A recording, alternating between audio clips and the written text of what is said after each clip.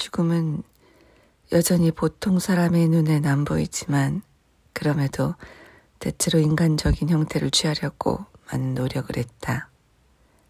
물론 앞서도 말했듯이 다리와 발을 갖출 정도까지는 아니지만 따라서 이제 와서 긴장을 풀고 문의 내부의 목재나 그 너머에 있을 것이 틀림없는 옷으로 가득한 장 안으로 확산될 위험을 무릅쓰고 싶지 않다. 그래서 죽음은 그냥 복도를 따라 걸어 오른쪽에 있는 제대로 된 첫 번째 문으로 가서 그 문으로 들어간다. 들어간 곳은 음악실이다. 덮개가 열린 피아노와 첼로, 로베르트 슈만의 세 편의 환상곡 작품 번호 73이 놓인 악보대가 있는 방을 달리 뭐라고 부를 것인가. 죽음은 두 개의 창문으로 쏟아져 들어오는 가로등의 창백한 주황색 불빛으로 그 악보를 볼 수 있었다. 방에는 여기저기 악보가 쌓여 있다. 물론 키가 큰 체코지에는 문학이 음악과 완벽한 하모니, 한때는 아레스와 아프로디테의 딸이었지만 이제는 화음의 과학이 된 하모니를 이루며 살고 있다. 죽음은 첼로의 현들을 애무하고 피아노의 건반을 손가락으로 부드럽게 쓰다듬어 보았다. 오직 죽음만이 악기의 소리를 들을 수 있었다. 길고 묵직한 한숨과 그 뒤에 이어지는 짧은 새소리 같은 트릴이었다. 둘 다 인간의 귀에는 안 들리지만 오래전에 한숨의 의미를 해석하는 법을 배운 존재에게는 분명하고 정확하게 들렸다. 남자는 옆에 있는 문으로 들어가는 방에서 자고 있는 것이 분명하다. 문은 열려 있다. 이곳의 어둠은 음악실의 어둠보다 더 진하기는 하지만 그럼에도 침대와 거기에 누워있는 사람의 형체는 드러난다. 죽음은 앞으로 나아가 문지방을 건너다 발을 멈춘다.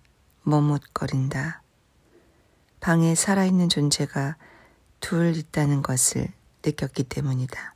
물론 개인적인 경험을 바탕으로 한 것은 아니지만 그래도 성이 무엇인지는 알고 있기 때문에 죽음은 아마 남자에게 짝이 있을 것이라고, 그 사람이 남자 옆에서 자고 있을 것이라고 생각했다.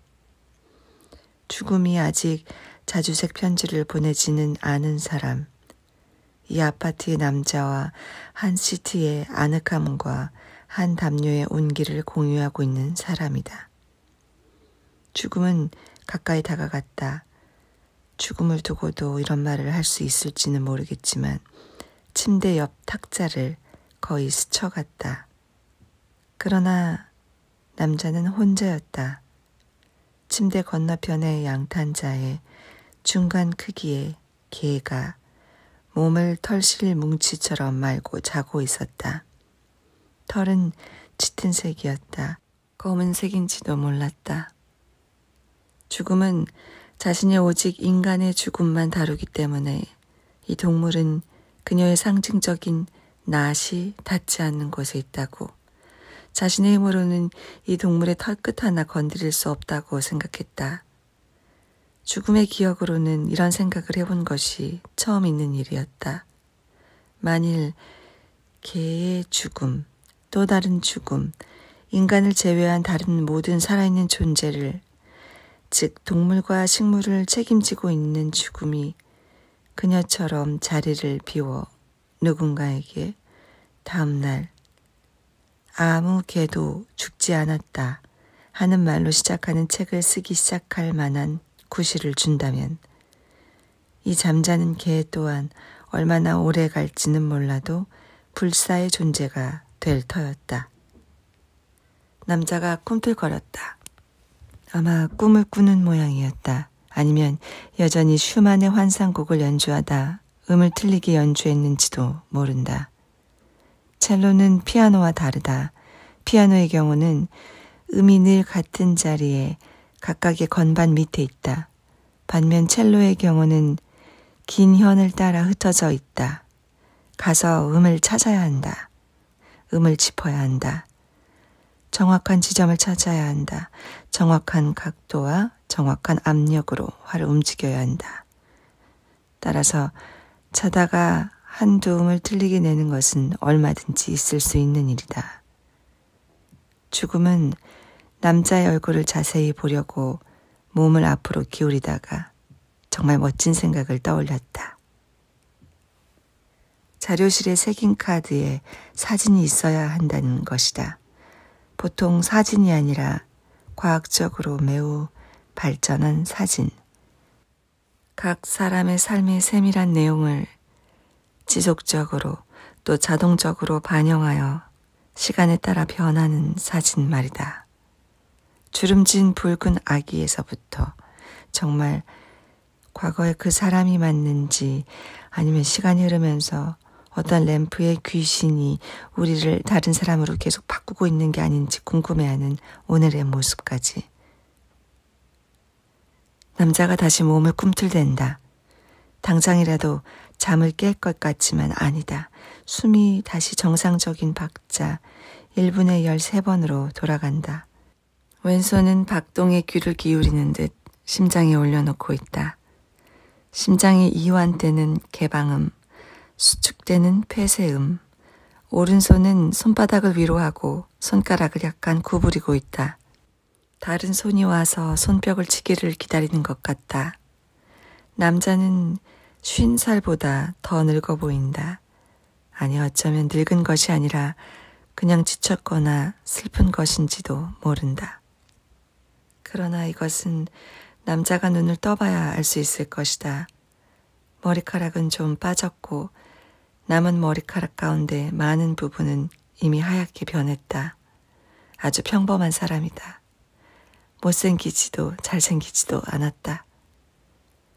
지금 이 남자가 아래로 내려간 시트 때문에 줄무늬 파자마 재킷을 드러낸 채 누워있는 모습을 보면 아마도 그가 이 도시의 한 교향악단의 수석 첼리스트라고 그의 인생이 마법의 5줄 사이를 달려왔다고 생각하지 못할 것이다. 누가 알랴.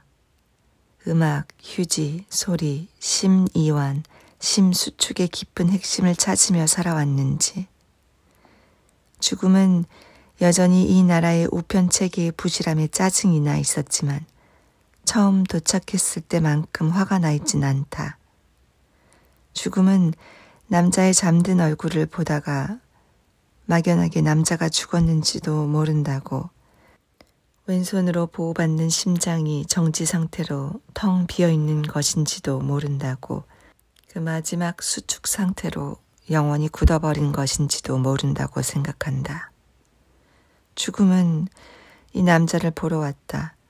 막상 와보니 왜 자주색 편지가 3번이나 돌아왔는지 설명해 줄 만한 특별한 것이 없다.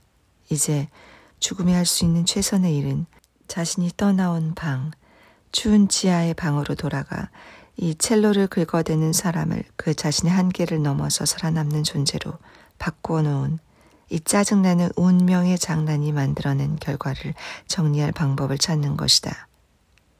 죽음은 이제 점점 줄어들고 있는 화를 다시 돋우려고 2가지 거친 말, 긁어댄다와 짜증난다라는 말을 사용했지만 사실 별 효과가 없었다. 지금 자고 있는 남자는 자주색 편지와 관련하여 벌어진 사태에 아무런 책임이 없다. 또 자신이 이제 자신의 것이어서는 안 되는 삶을 살고 있다는 생각은 해보지도 못할 것이다.